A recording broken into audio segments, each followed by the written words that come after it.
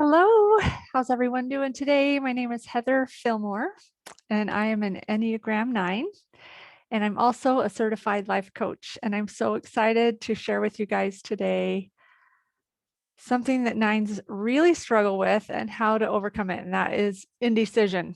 We're going to be talking about conquering indecision. I had to check and make sure my mic was on. Okay, we all know that this is an issue, right? Something we all struggle with. I am an Enneagram 9 and I know what it's like. I used to have a really big struggle with indecision. And for me, it wasn't like I just couldn't decide. It was more like I would decide, but then I was kind of half in and half out. So if you look at this picture of me here, I'm kind of like half out and then I'm half in. That's kind of how I feel like I've been my whole life with my decisions. I'll decide something, and then as I'm going along, the whole time my mind is thinking, I wonder if I've made the right decision and what could be different if I had made a different choice. And then I'm not really confident and firm as I go along. Like this other picture where I'm facing forward completely. So I have learned how to overcome this tendency and become a more confident decision maker. And so I'm really excited to share some of these tools with you today because it brings so much freedom when you can just be someone who can make decisions. And even if it's a decision that someone else can make, it just feels good to tell yourself that you made a decision. So it helps a lot with our confidence. So here are some of the reasons that peacemakers really struggle to decide. First of all, we don't want to disrupt the harmony in our life and in our relationships. So we have this idea in our mind that anytime there's a little bit of a disruption, it causes discord. And we think that that's a really big problem because our main motivation at all times is to keep the peace, to make sure everyone's happy and that we don't have to deal with conflict in any way. So making decisions feels really like it goes against that core motivation in our lives. We worry a lot about unexpected negative consequences. So even if we kind of feel good about the decision, in our mind, we are thinking there might be this consequence that I haven't thought about yet that maybe it's going to cause some consequences that I don't want to deal with. So we just leave the decision making to other people, or we just stay stuck in indecision ourselves. Another reason that we struggle to decide is because it interrupts this really easygoing approach that we take with other people and with ourselves. It's just kind of this persona that we've taken on, and when we make a decision, it's like it goes against that persona that we have created in our lives. It's a little bit too bold for us, and so it kind of interrupts that. Um, Another thing is that we have turned off our ability to know what we even want. We are so self-forgetting, and we've gotten into such a habit of overriding our own desires with other people's desires that we've forgotten how to even know what it is that we want in our lives. So we need to reawaken that part of us and learn how to stay in tune with our gut feelings and learn how to follow those feelings. Or even if we don't really have a gut feeling one way or the other, we need to learn how to just kind of decide to decide and then stay really firm with that decision. Another thing that we do is we recognize, I think all of us recognize that it's really fear-based, the reasons that we don't make decisions, but we just don't really know what to do about it. So that's what I'm going to teach you today. I'm going to teach you how to recognize when we are keeping ourselves stuck in our decisions, and also give you some tools to be able to move forward and make the decisions that we want in our lives. Because I included this picture of just like putting my hands up and just saying, yay, I'm free. Because when you can become someone that can make decisions easily, it's really freeing. It just feels so much better. And I'm just going to tell you, it's uncomfortable, but the more we do it, the easier it gets. So I'm going to teach you, my objective with this little class is to teach you how to overcome indecision and kind of this habit of indecision in 4 uncomfortable, but really simple steps if you give it a try. Step 1. Step 1 is to make peace with past decisions. You're probably wondering why this is important. Here's why. Your stories of your past decisions are what are keeping you frozen in your current decisions.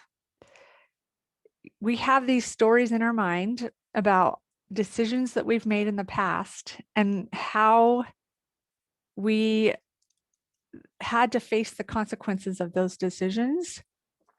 And it was the wrong choice. And all of these consequences were bad. And so it keeps us from making decisions in the future and in the present.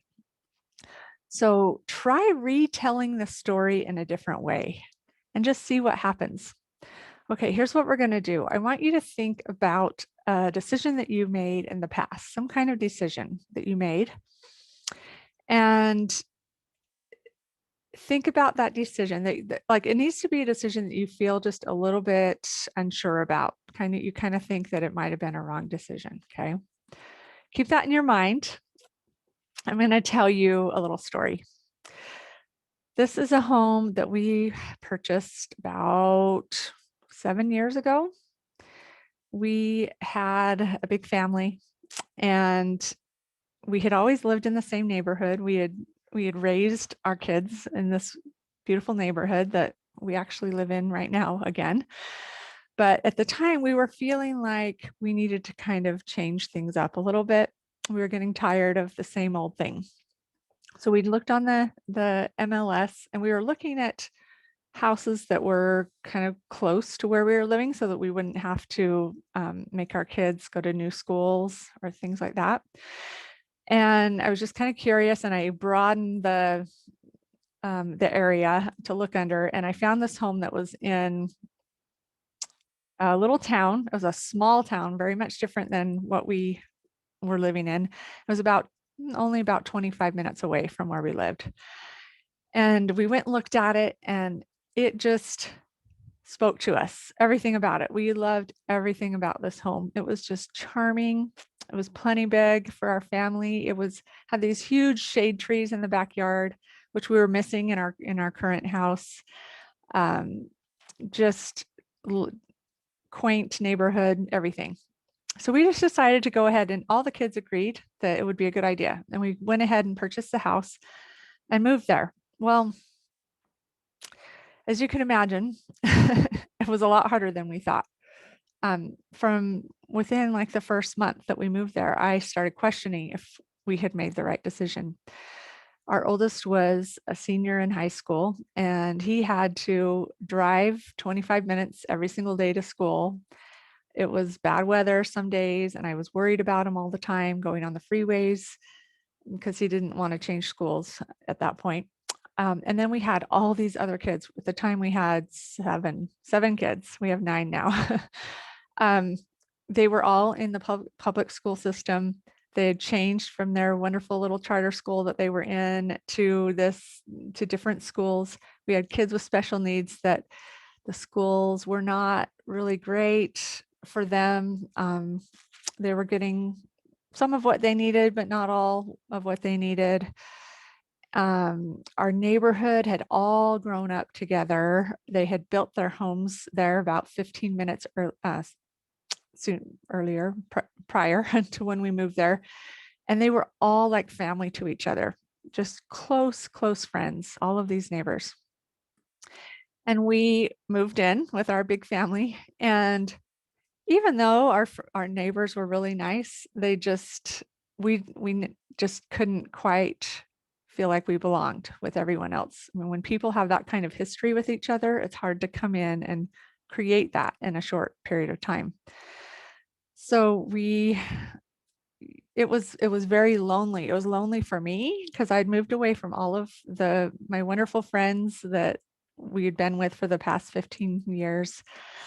Um, it was lonely for each of my kids. I had kids in junior high and going into high school. Besides the one that didn't change school, there were all these other ones. They weren't being like um, taken in by groups of friends. And we spent about almost 2 years there. And then finally, we made the decision to move back to our old neighborhood. So that's where we are now. And we've been here for about 6 years. Okay, so there's that story. Now I'm going to tell you the same story in a different way. Okay. Okay, so about 7 years ago, we decided to change things up a little bit. We found this home. We all fell in love with it. Every single one of my kids were so excited about this new home and this new opportunity, new neighborhood. For the first little while, they had all these experiences where they had to reach out and be really uncomfortable. I remember my ninth grader, the first day of school, she was sworn at by another student that was passing her. And, even though she came home crying, she thought of it as like, you know what this is all about. I'm going to learn to be confident. She found some good friends and she created this great experience at the high school there when she went into 10th grade. My younger sons joined football. They had great experiences with that, made a few friends, um, didn't get into it with any friend groups, but still they grew so much during that time. And the most important thing, I think the reason why we lived there was because the reason that we moved there was for our oldest son. He was 18 years old. He'd had an easy life his whole life. Um, Other than, you know, everyday challenges that we all face, he'd never really had to face any big hard things in his life. And so this taught him how to go through hard experiences. It taught him that everything doesn't have to just be, given to him on a silver platter. He had to work for things. There were a couple days that were very, very low for him when he would just cry and cry.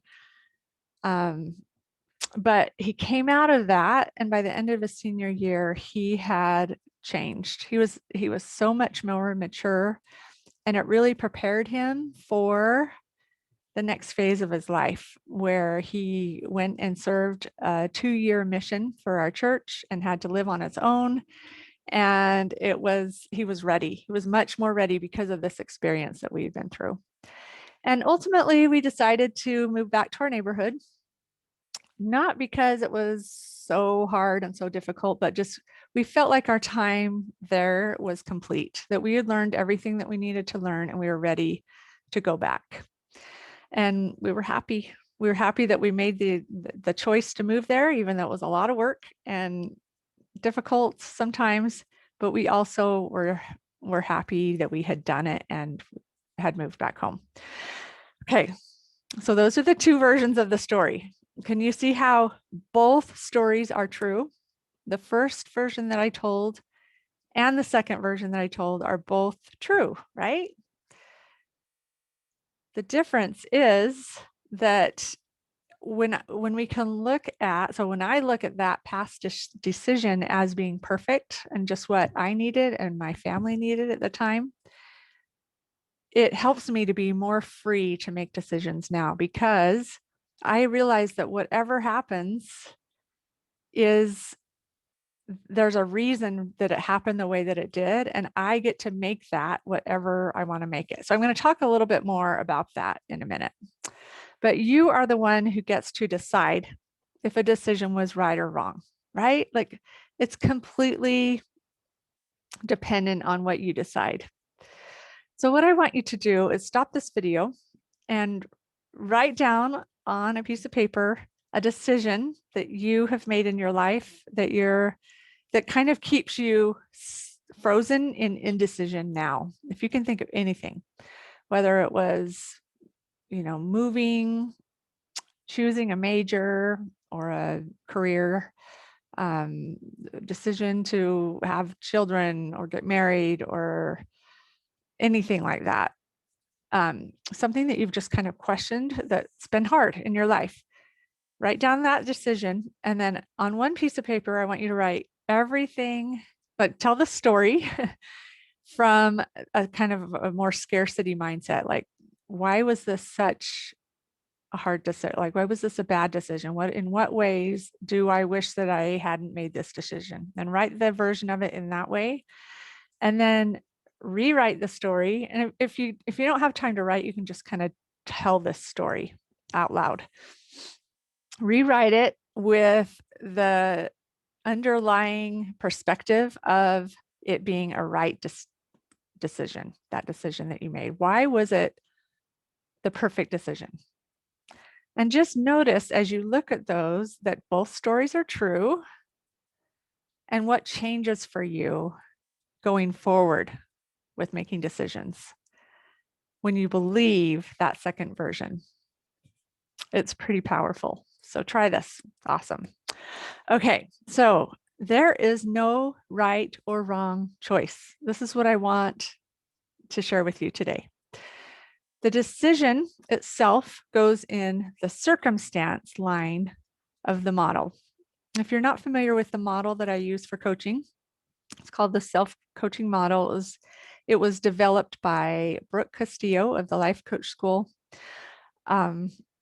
It's how we solve our problems. This is the model that I use to help my clients with anything that they're struggling with. The circumstance is just the external, whatever's happening externally, just the plain old facts of the situation, okay? Then we think a thought about it. That thought is the meaning that we give to that external circumstance. Okay, so if we use the example of the choice that we made to move to this new town, that would go in the circumstance line, just choice to move, right? The thought that I have about it is going to create my feeling. So if I have the thought, this was a wrong choice, it's going to make me feel unhappy about it. And, during the time, it's going to make me feel stressed. And then from that feeling comes our actions. So I'm going to be that feeling of wishy-washiness or not, not being sure or not in my decision is going to lead to actions of looking for reasons why it wasn't a good decision, not going all in on making friends, not speaking really confidently with my kids about it, and just being kind of, oh, I know this is so hard, you guys, not being confident. And then it's going to create a result where it's the wrong decision, right? And so that proves this thought that I have that it was the wrong decision. So this is what happens in our lives. Our thoughts create our feelings create our actions, and our actions create whatever result we have. So our circumstances are not what create our feelings. We think that they are. So when we were living down there, excuse me, I was thinking that I was feeling horrible about it because of the fact that we had moved there. When that wasn't true at all. The reason that I was feeling horrible was not from that circumstance. It was because of a thought that I had that it was a wrong decision. You see that? Our feelings always come from our thoughts. So when you think that your feelings or your actions or your results are outside of your control, that they're just going to happen because of whatever the circumstance is, it makes decision making really scary because we think, what if I do the wrong thing? What if I make the wrong choice? It might make me this happen. It might make my kids not have a good experience. It might cause a disruption in my partnership, right? Like we think that all of these experiences are out of our control, when in reality, that's not what causes those results. The result, it all comes from our thoughts. So even if there is a disruption in our peace or a disruption in our kids' peace, we get to choose what that means, right? Like we get to decide if it was a bad choice or not.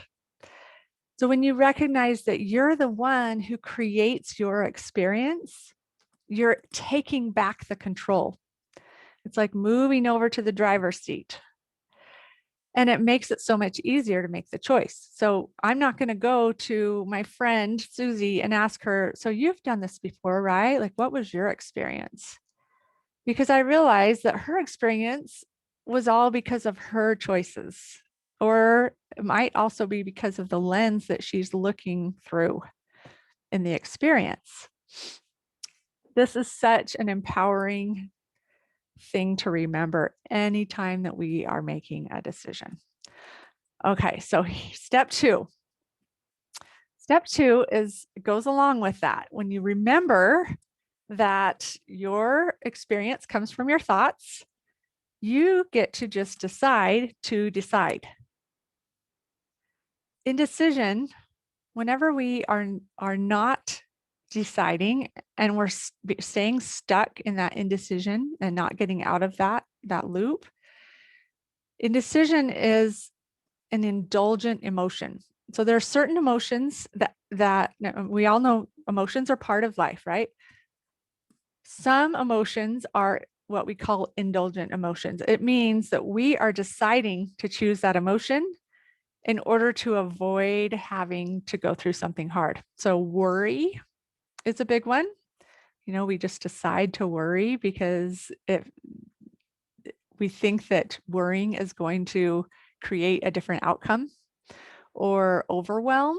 Sometimes we just decide to feel overwhelmed because we think if we feel overwhelmed, then that means that we don't have to actually get up and do the things that we want to do.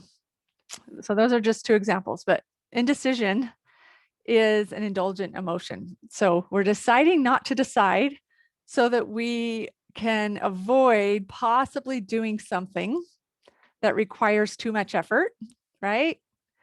Or something that we might be bad at or fail at.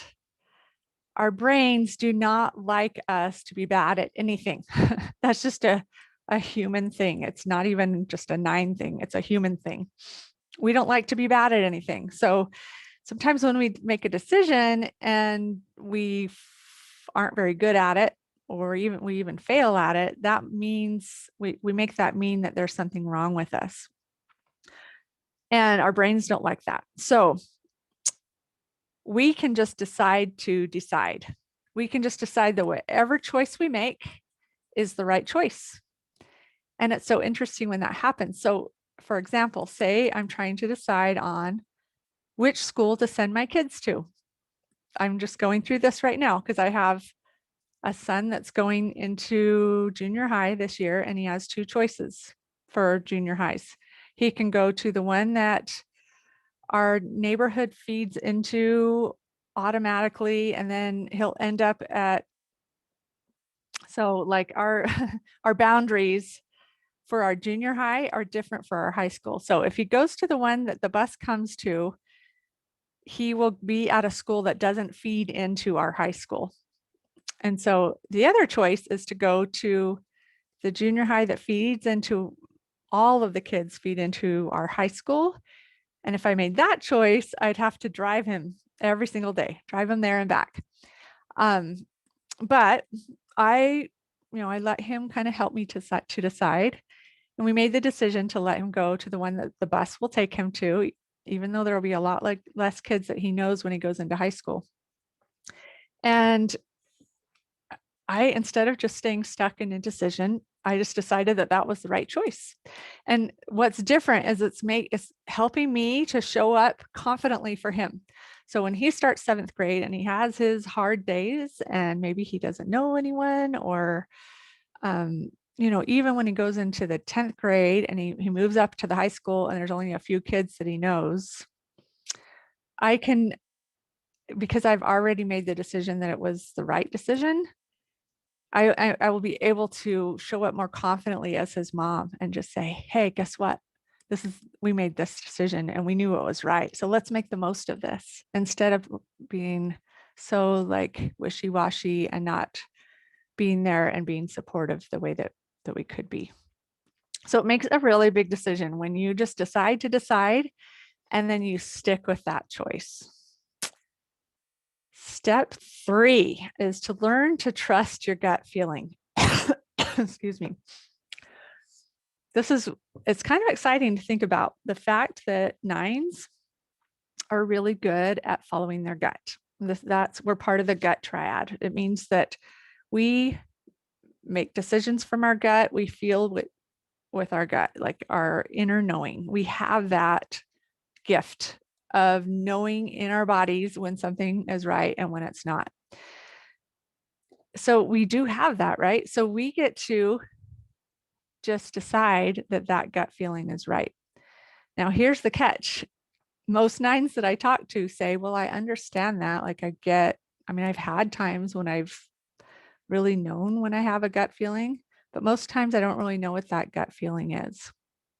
So I'm going to teach you how to go within and understand your gut feeling and then trust it. Okay. So first of all, what you want to do is choose a commitment. So think about a decision that you need to make, some kind of decision. Maybe it's whether or not to move, whether or not to change jobs, whether or not to paint your bedroom even. It doesn't have to be a big, huge decision. Think about that decision that you've been going back and forth on, and then choose a commitment. And then once you've chosen that commitment, so choose one or the other, it doesn't matter which one.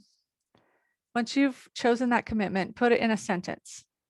Start it with, I am a commitment to, and then the rest of the sentence. So painting my bedroom. I am a commitment to putting my house on the market. And the reason you want to say I am a commitment instead of I've decided to is when you say I am a commitment, it's like part of you. It's part of who you are. That commitment or that choice is you. Okay. So choose that commitment, put it in the statement and say it out loud. Okay. See how that feels. Just kind of notice in your body what you're feeling as you say that. So if mine was, I am a commitment to selling my home.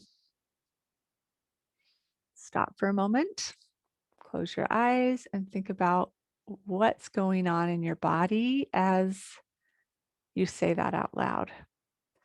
Okay, now I'm going to teach you how to center yourself, because when you center yourself, it's a lot easier to tell. Okay, here's what we do. If you're sitting, just sit. If you're standing, you can stand. But what you want to do is stop for a minute. You can keep your eyes open or you can close them. And you want to just go within your body. Think about the feeling of the weight of your feet on the ground. If you're sitting in a chair, you're going to notice the feeling of your legs against the chair, or your glutes sitting there, the feeling of your hands on your legs, feeling of your back against the back of the chair. Just noticing all of that feeling. And now that you're thinking about kind of where you are in space, we're going to center yourself in space. So first of all, you want to center in length. Think about the length of your body. So from your head all the way down, if you're sitting, kind of down through your tailbone, going all the way into the ground, or if you're standing, the length of your head all the way down to your feet.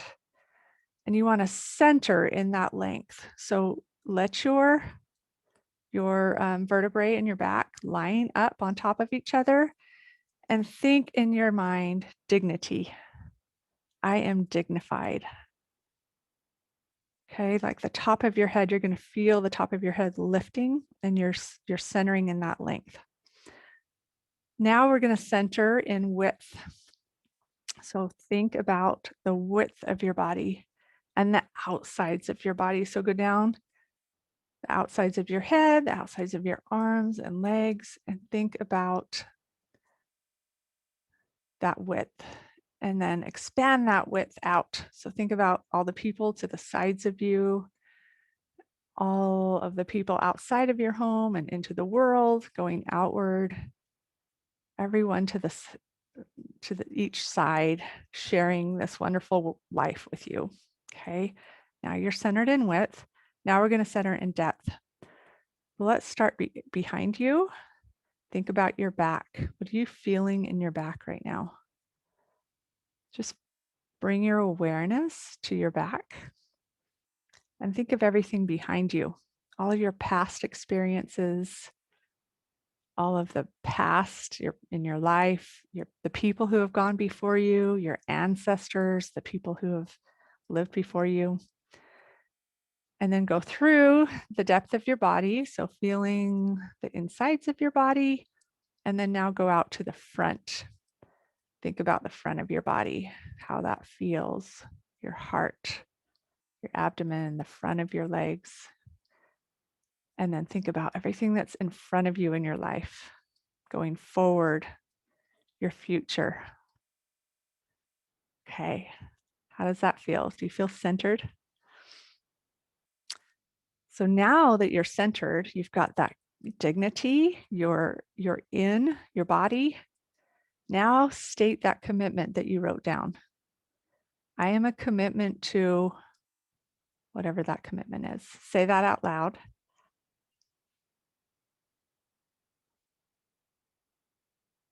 Now close your eyes if you're not driving. Don't do this if you're driving. You can, if you are driving, you could do this with your eyes open, but think about what you are feeling in your body right now. As you say those words, I am a commitment to blah, blah, blah, blah, blah, whatever it is, go into your body and notice what you feel. Does that feel good to have that commitment? Or do you notice that you kind of shy away from it? What are you noticing? Okay, so you can just decide that that decision is the right decision because it goes in the circumstance line, right? You get to create the thought, whatever thoughts that you want about it. You get to create whatever those thoughts are going to create your feelings, which are going to drive everything that you do, which is going to create the result. So it's really good to always remember that life will always be 50-50. That's just the way life is. It's not supposed to be happy all the time. It's supposed to be about half hard and half fun and easy or happy. And if we realize that, then when we go into that decision, so say this woman that I have here, she decided to be a school teacher. And you can see that she is confident in this decision. She's made this decision. She's centered in it. And these crazy junior high kids are going to come into her classroom. They're going to be on their phones. She's going to have to, lay down the rules. They're going to be doing all these things that are against the rules. And instead of thinking, oh, I've made the wrong decision, I'm not cut out for this, she is going to come into this commitment with her heart and with her gut, knowing that it was the right choice. And she's going to create an experience that she knows is right. And think about how she's going to show up for those kids. How different is that going to be than if she went into this decision halfway? So this really can apply to anything.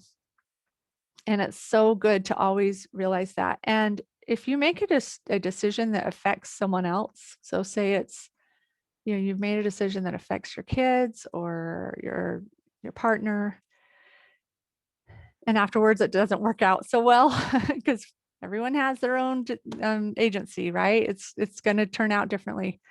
When you can realize that that is their model, that's their experience that they're creating in their minds because of their thoughts, feelings, actions, and separate it from you and know that it was a right choice. The reason we know it's a right choice is because we made that choice.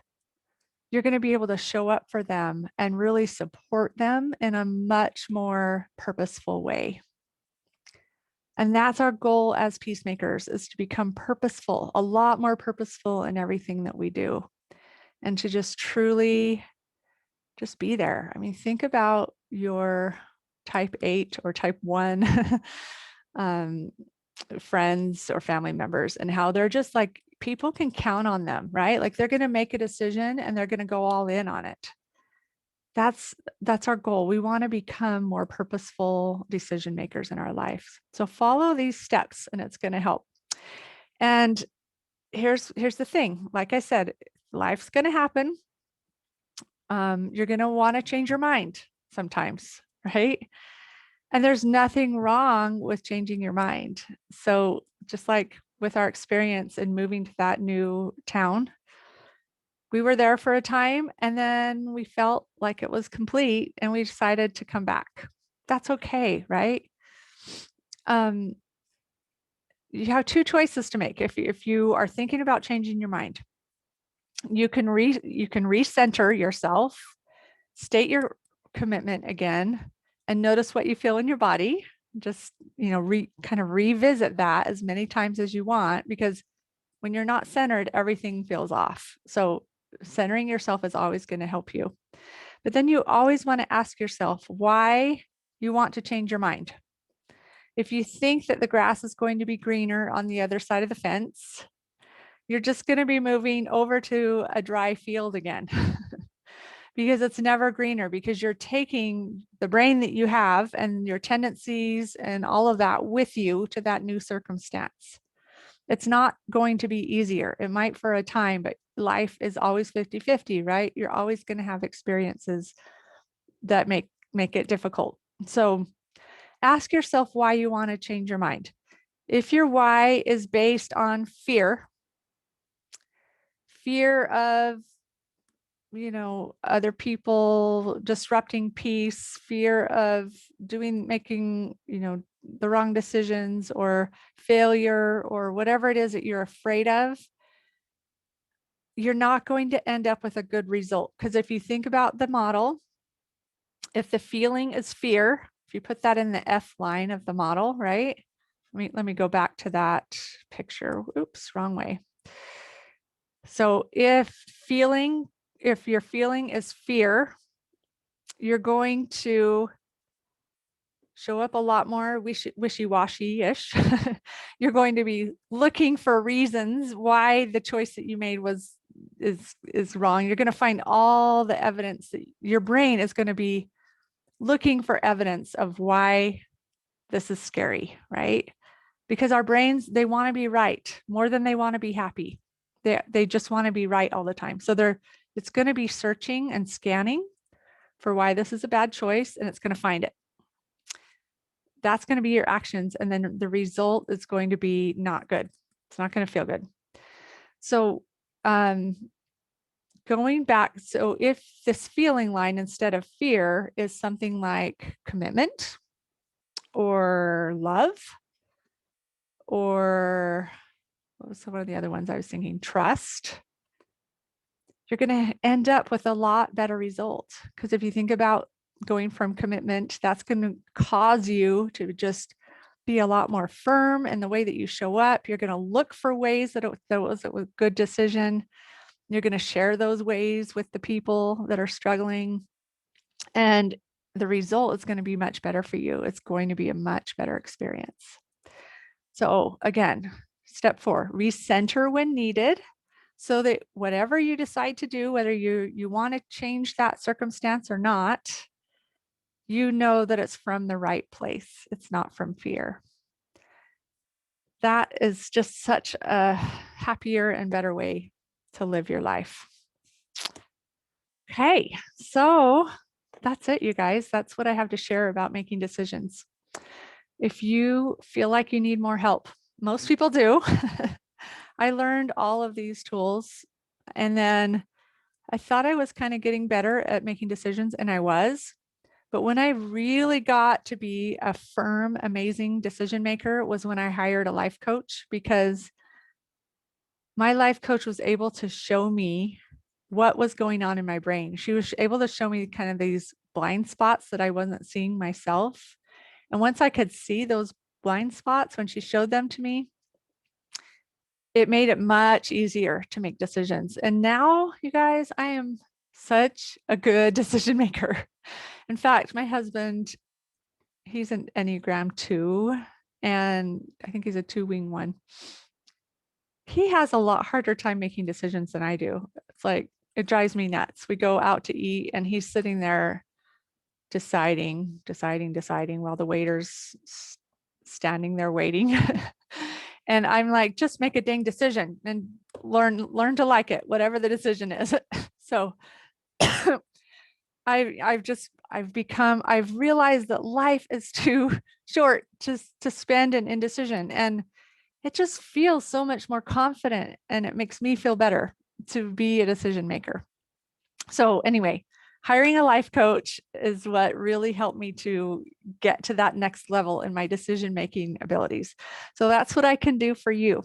I am really well trained. I was trained at the life coach school. I have lots of experience with Enneagram 9s. That's all I coach is peacemakers. I know how they think. I have the same kind of brain, and I know how to overcome those tendencies and those kind of this personality that we've all decided to adapt in our lives. I can help you. I can help you with anything that you're struggling with. So schedule a free coaching call with me. It only takes about 30 minutes, and I will help you with one of your toughest issues as an Enneagram 9. Just go to my website. It's heatherfillmorecoaching.com, and go up to the tab that says work with me. I think it is. And there's a link on there where you can choose a time, and let's talk. Okay. Thank you so much. Have a wonderful, wonderful day. Bye-bye.